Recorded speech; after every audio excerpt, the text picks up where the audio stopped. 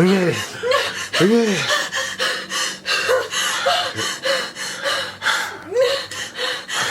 Ruby, just calm down. Just calm down. Just breathe through it. It's like we did. Just breathe through it. The kids, we have to get the kids.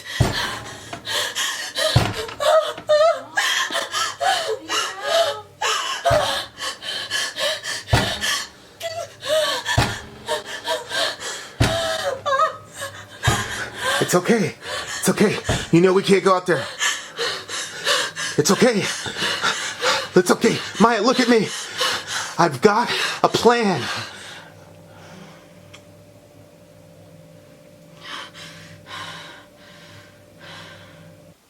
Soren and his plans. He never took it seriously.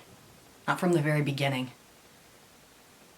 He thought it was like the swine flu, Ebola, Zika. Thought it was just a hoax or an exaggeration. And then the numbers started coming in. Higher and higher. And he still wasn't worried. It was only affecting the elderly. Our kids were safe. We were all young. And then came the quarantine. Nobody outside, not even for groceries. The state would make their wellness visits to bring the people the essentials. Food, water, and of course the tests. Everyone in the household had to be tested before you got your care package. Soren and his plans. Then came the trucks. The black trucks. Men dressed in hazmat suits. They looked more like monsters than men.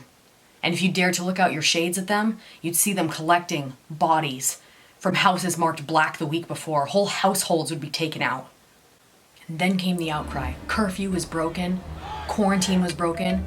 The citizens revolted and they were demanding an answer from the government. They were demanding a fix, demanding a cure, some kind of solution. But Soren said we shouldn't get involved. He worked for the government, he said. You have no idea what they're capable of, he said. Stick to the plan, he said. Soren and his plans.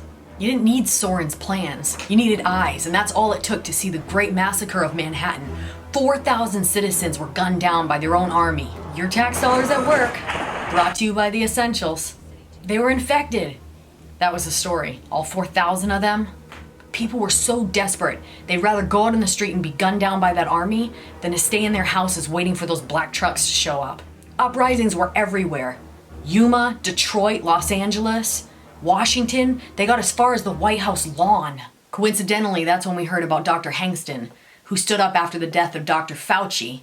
He had a cure.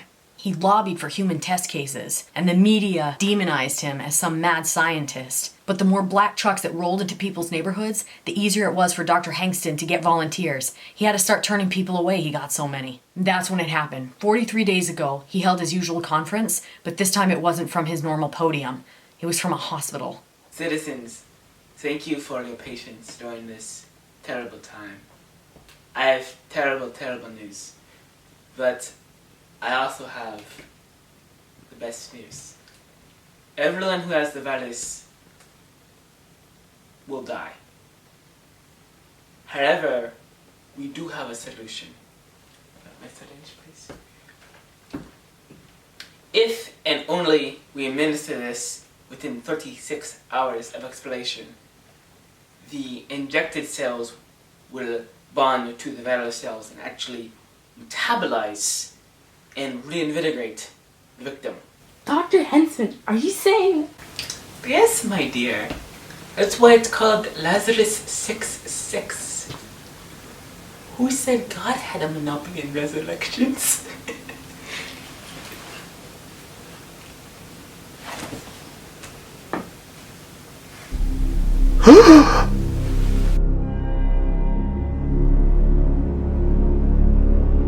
We have found the cure.